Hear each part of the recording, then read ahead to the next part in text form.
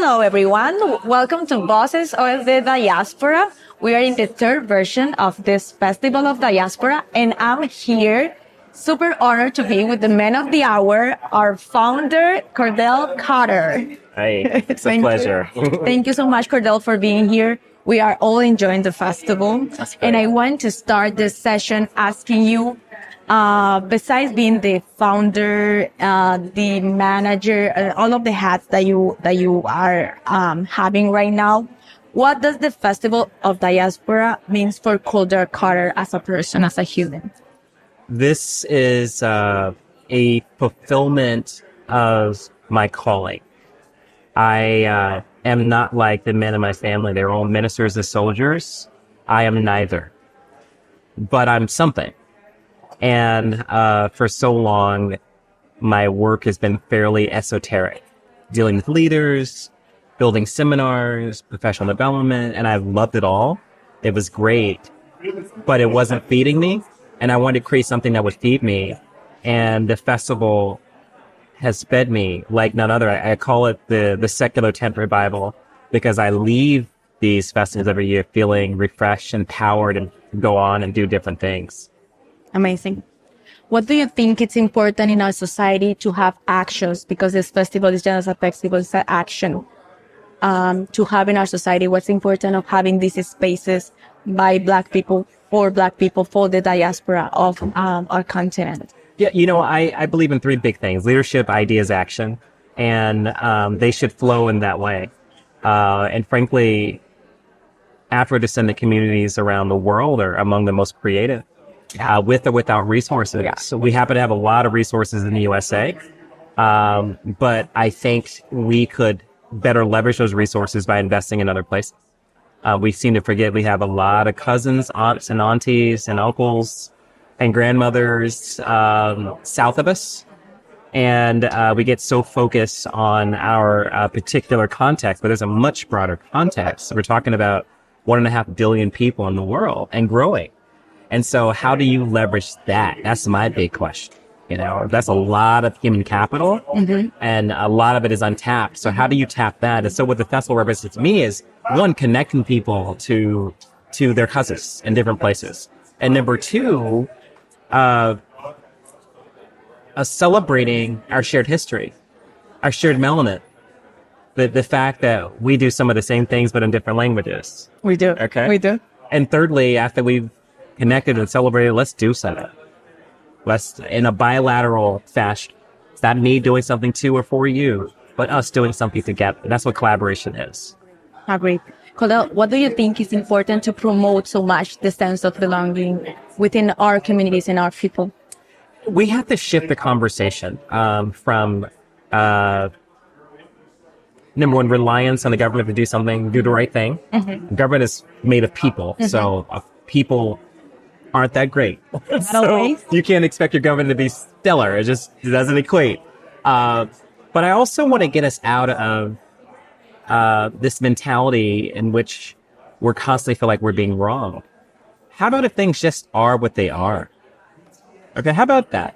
And so what is the big idea that we're pushing for? Why are we talking about diversity equity? We're talking about it because it's tethered to a much broader idea, that says that we all belong and should enjoy equitable opportunities to thrive. Who doesn't want to belong? Who doesn't want to thrive? Moreover, who would say it out loud? I want to belong, but I don't want you to belong. No one would say that, because we would say, okay, you're an insane person. And we now can ignore you as a society. And so we have to be more sophisticated in the way we approach life in the Western world. There's daily violence, daily psychic violence that happens to people of color every single day in the Western world. It is what it is, okay? I'm not saying this is a good thing, bad thing. It just is, okay? That's the water that we're in. Now, knowing that you're in the water in, what's your wetsuit? That's my question. What's the wetsuit? And if you can't do a better wetsuit than just saying, oh, these people are awful, my friend, you'll never be dry. You'll never be dry. Agreed. And continue with this, what this promotion of the sense of belonging, accepting things in story and society the way it is. How can we impactful from the festival support that and empower communities? See, here, I think it's an opportunity to literally workshop ideas, things that we can do for and by ourselves. We constantly, especially in North America, have a reliance on very big funders, wealthy individuals that are moved by a particular idea. It's like, waiting for Superman to come and help you. And I'm like, we are a superhuman, all of us, Superman and Superwomen. So what can we do together by ourselves? We know our communities better than most. And so how about we create something for them? And so we've seen this in action in Colombia, where we raised money and built an organization called Cost Innovation that's now thriving. And there's a lot of Afro-Latinas in there making things happen for other Afro-descendant communities. And so I know that we can do things. It's like, are we willing to take the risks? That's the question. Are you willing to walk that plank? And you may fail. You just may fail. It's not super safe. I'm willing to go there. This is amazing. It's amazing what you have done with the Festival of Diaspora. And it's just the festival, but the impact that it has in our economy. We only have been for a few days for half of the festival. There's way more to come, but I would love for you to share to the audience and people that's watching this interview right now, what's for next year? What's for 2025? What can you maybe introduce to the audience a little bit? Well, number one, we will be in Medellin. You all don't know that yet, but we'll be in Medellin, which is the home base for the festival's office. Moreover, it is the city that is called the Silicon Valley of Latin America.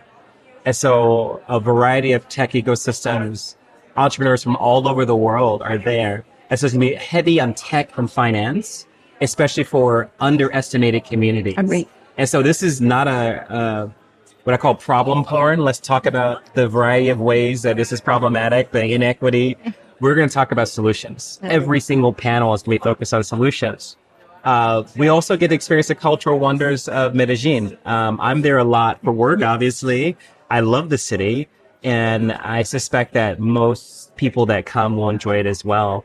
But I'm especially interested in folks visiting Guatapé, Comuna Teresa, and just learning of the transformation. This is 20-year transformation of this incredible city.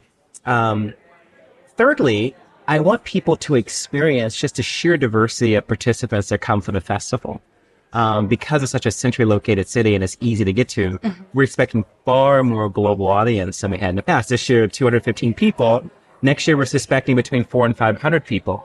Very, very big difference, right? Huge. And trying to find a facility for that is quite something. But I suspect that in that group of these hundreds of participants, you're going to find collaboration opportunity after collaboration opportunity. We're expecting magic to happen amongst the people because look, the content is one thing, the entertainment is one thing. The real festival are the people. Exactly. That's the festival. That's the content. That's the place. And so the more people we can get there, the more magic is going to happen. And I'm expecting a lot of magic. Amazing, Cordell. Amazing. I'm excited already. Yes. Thank you so much for tuning in to Voices of the Diaspora. Thank you so much, Cordell, for being here. Thank you. Bye.